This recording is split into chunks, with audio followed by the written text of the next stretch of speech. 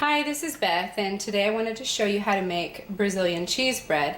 And I think in Brazil it is pronounced Pao de queijo.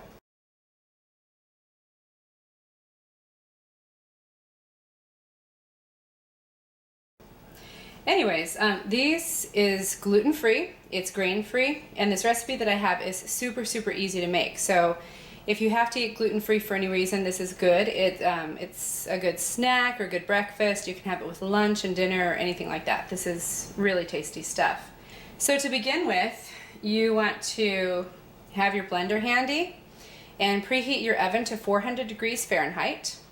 And the first ingredient we'll add is 1 egg. This is a beautiful local egg that I got. There's my husband knows someone from work that raises backyard chickens, so this is really, she gives us really yummy eggs. So 1 large egg. You just add these straight into the blender. 1/2 cup of milk.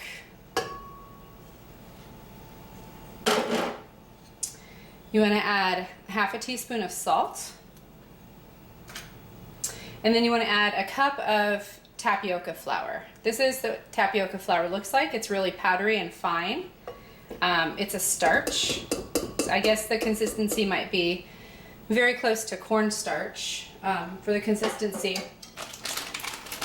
This is the brand I buy. It's by Bob's Red Mill, and you can get it at health food stores like Whole Foods and Sprouts. And I've seen some of his stuff at Big Lots for a pretty good price, and you can also get it at luckyvitamin.com for a pretty good price.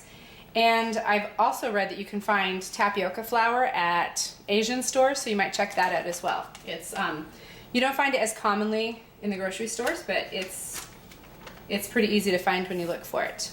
Now, the last ingredient, or one of the last ingredients we want to add is oil, and I use coconut oil. For this mixture. You can use any kind of vegetable oil you want to, as long as it doesn't have a strong taste.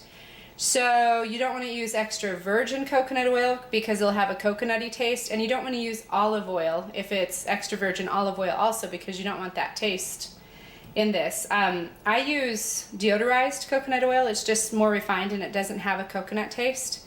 We happen to have a great big bucket of it, and I'm just using it in my recipes. It's pretty healthy for you and it's good stuff. So what I do is I blend up this mixture first and then I add the oil. But if you're not using coconut oil, the reason I wait is because some of these ingredients are sometimes cold, like the milk or eggs. And I keep my tapioca flour in the freezer also, so that gets cold too. And if you add melted coconut oil to it, it starts to solidify. So I blend this stuff up first and then add it. But if you're using just regular vegetable oil, don't even, just add it all together in the blender. Okay, so I've added all the ingredients into this, and as you mix it up in the blender, you can scrape down the sides because you might get some tapioca flour up here on the sides, and you just take a spatula and scrape them down just to make sure you get everything incorporated into this mix. And then just then just blend again until everything is incorporated. The very last thing you want to add to this is 1/2 cup of cheese, of grated cheese. Now, you want the cheese to be a sharp tasting cheese, a stronger cheese, so you can taste it better in the cheese bread. I just have cheddar cheese. It's sharp cheddar cheese, and these taste fabulous. But some people will use 1/4 cup of cheddar cheese and 1/4 cup of Parmesan. Some people will use Mexican farmer's cheese. You can usually find that at Walmart, and I've seen it also at Costco, and then of course you can find it at other stores, you know, like Whole Foods and whatever. You can use feta, you can use, just any kind of cheese. It's going to be a really strong taste. You don't want to use like mozzarella or things like that. I don't know if the taste would taste as good in here. Anyway, so you take 1/2 cup of cheese, of a stronger cheese, and you put it in the blender, and then you want to pulse the blender a bit, or blend it up just a bit. Mix up the cheese, and then you're done with mixing this. Okay, so you've got your oven temperature at 400 degrees Fahrenheit, and you've got your mix made up in the blender. And so what you're going to do next is you're going to take a mini muffin pan. Don't do regular muffin pans because I think it'll be too large to cook the way you want these to cook.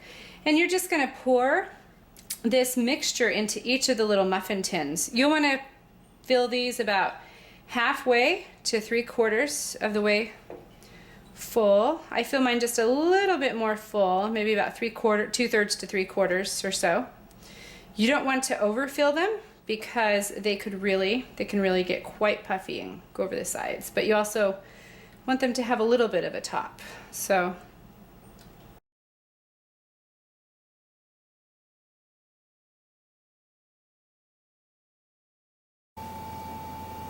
okay, I've just taken these, the Brazilian cheese bread out of the oven, and here's what they look like. You want them to brown up a bit. I think mine browned a little bit too much, so you don't want it as dark, but they brown up a bit. A lot of them have puffed up really nicely, and they look really good. You'll keep them in the pan for about 2 minutes, and then remove them to a wire rack to cool. Okay, here we are with the Brazilian cheese bread. Some of them, as they cook, they might develop kind of a hole in the middle. This one has a little bit of one. And as you break it open, the inside is going to have a chewy, very airy inside. So it looks like this. And they are so delicious. You can eat them plain.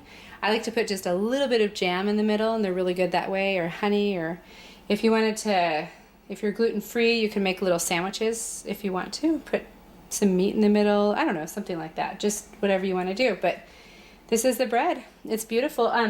Also, as it cools, these tops are fluffy. As it cools, they might sink in a little bit like that, and that's perfectly normal. And I hope you enjoy your recipe. Make sure you subscribe to my channel, and make sure you like this, and make sure you share this. Thank you very much for watching.